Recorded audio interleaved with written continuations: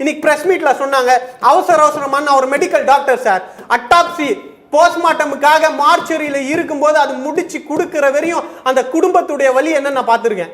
கெஞ்சுவாங்க, sir சீக்கிரம் பண்ணி கொடுத்துருங்க சார், சீக்கிரம் பண்ணி கொடுத்துருங்க சார்ன்னு அழுகாத குறை. அந்த குடும்பத்துக்கு அதை விட வேற என்ன சார் அந்த நேரத்தில் பண்ணி கொடுக்க முடியும்? சீக்கிரமா போஸ்ட்மார்ட்டம் பண்ணி கொடுக்கறத ஒரு குத்தம்ன்றாங்க. இந்த வாதத்தெல்லாம் பேசினா என்ன சார்?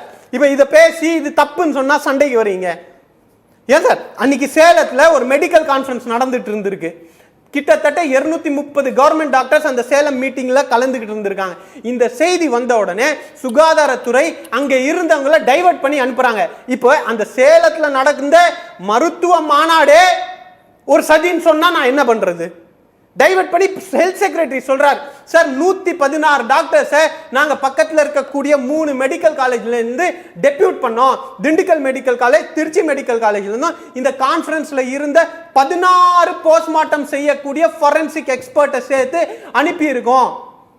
இது எல்லாம் ஒரு அரசாக அந்த பொறுப்பை உணர்ந்து செயல்பட்டு இருக்கிறோம். இது எல்லாம் உள்நோக்கம் அப்படின்னா இவங்களை என்னன்னு சொல்லி புரிய வைக்கிறது?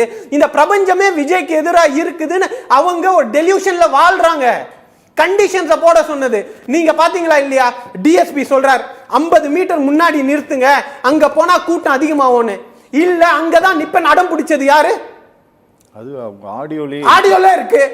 இதெல்லாம் யார் சார் முட்டு கொடுக்க போறீங்க? இவ்வளவு விஷயம் நடந்திருக்கு, பொறுப்பு இல்லாம இது எனக்கு பொறுப்பு இல்லைன்னு சொல்றது உண்மையிலேயே சார். இந்த விளக்கம் வருவதற்கு முன்னாடி விஜய் மேல எனக்கு வேற ஒரு பார்வை இருந்துச்சு. தெரியாம பண்றாரு, ஏதோ நெக்லிஜென்ஸ்னு. ஆனா விஷமத்தனமா ஒரு விஷயத்தை பொய்ய பரப்புறது, ஆதவர்ஜுனாவுடைய ஸ்டேட்மெண்ட் என்ன சார் டிஃபெண்ட் பண்றீங்களா? டிஃபெண்ட் பண்றீங்களா? நீங்களா கலவரத்தை தூண்டுறாரு. புரட்சி செய்யுங்க, ஜனநாயக புரட்சி செய்யுங்க.